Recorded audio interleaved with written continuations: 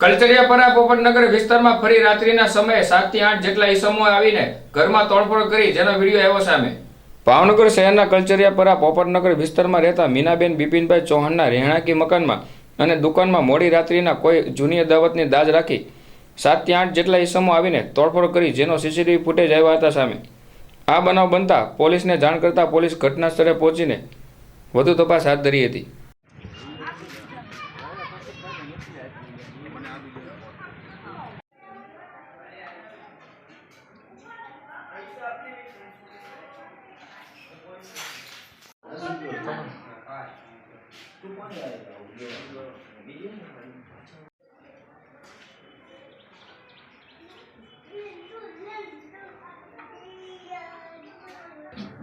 મારું નામ મીનાબેન બિપિન ચૌહાણ।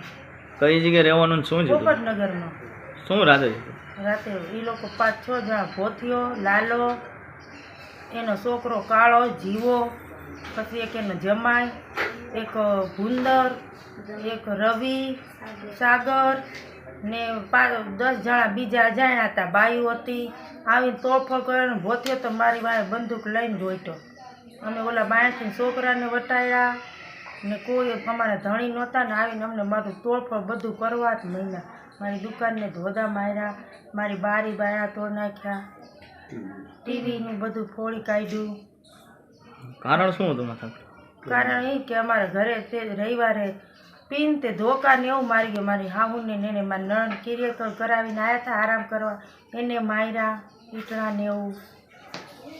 એ જૂની દાજ રાખી, દોરો હતો, મારી એક બુટ્ટી હતી ને 30,000 રૂપિયા રોકડા હતા, એ બધું લઈને વિયાઈ ગયા છે। દાગીનામાં શું હતું? બુટ્ટી, દોરો ને મારી સોળીની જાંજરી। રોકડા કેટલા રકમ હતા? રોકડા 30,000 રૂપિયા હતા। એ લોકો લઈને વહી ગયા? હા, બધું લઈને વિયાઈ ગયા છે।